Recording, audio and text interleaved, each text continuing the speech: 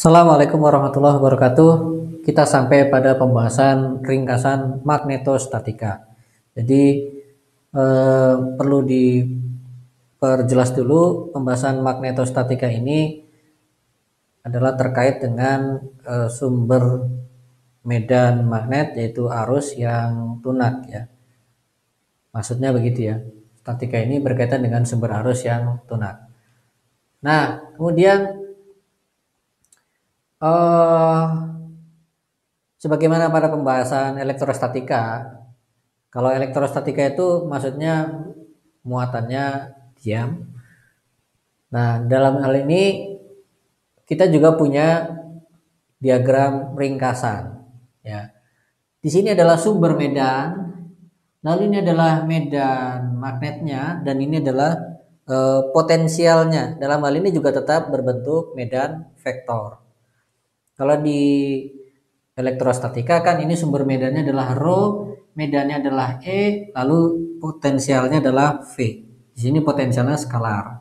Tapi dalam magnetostatika potensialnya tetap berupa medan vektor.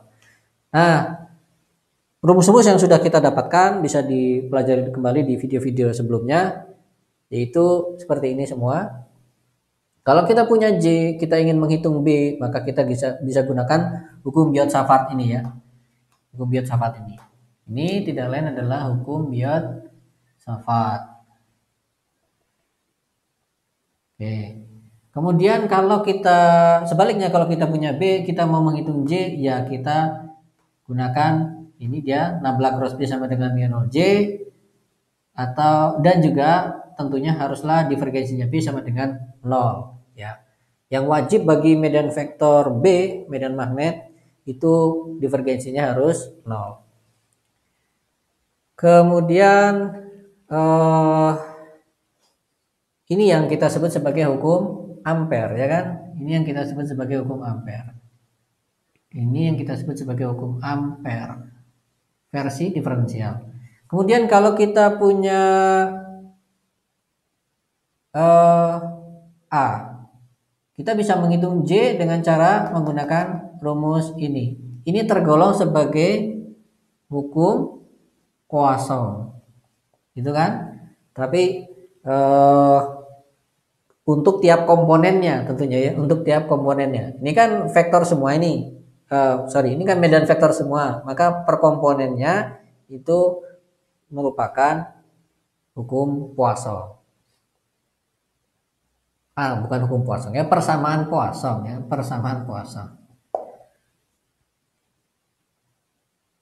Ini maaf. Iya betul ya. Ini kalau kita punya A untuk menghitung J. Sebaliknya kalau kita punya J, bagaimana menghitung A? Ya pakai cara rumus yang mirip seperti ketika kita membahas antara rho dengan V. Ya. Kita taruh J-nya di sini, kita bisa dapatkan A. Lalu kalau kita punya A, kita bisa hitung B dengan cara tinggal ambil kernya dari si A tadi. Dan A untuk kemudahan perhitungan kita pilih agar cocok dengan ini semua ya. Kita pilih yang divergensinya A itu sama dengan 0. Sebaliknya, terus bagaimana nih yang B? Kalau kita punya B, bagaimana kita menghitung A? Ya, dalam pembahasan sebelumnya belum kita bahas dan sengaja kita kecualikan pembahasannya agar tidak terlalu ribet pembahasan kita. Jadi ini masih kosong ya. Sampai tahap ini masih kosong, tidak kita bahas dulu. Oke, jadi inilah ringkasannya sehingga kita bisa dapatkan bahwa 3 besaran penting dalam magnetostatika yaitu sumber, medan, kemudian ini adalah potensialnya, itu saling terkait dengan rumusan seperti ini. Perlu diperhatikan ini semua tadi ada syarat batasnya ya yang harus kita perhatikan. Silakan disimak kembali di video terkait potensial vektor magnetik. Oke, jadi dengan gambaran seperti ini harapannya akan dapat semakin jelas apa-apa yang sudah kita dapatkan dalam pembahasan magnetostatika dari awal ya sampai terakhir kita dapatkan medan A ini. Oke, untuk penjelasan ringkasan ini tidak banyak yang perlu kita bahas. sudah cukup jelas dari diagram ini dan tinggal diterapkan saja untuk pembiasaan bagi kita. Baik, terima kasih. Assalamualaikum warahmatullahi wabarakatuh.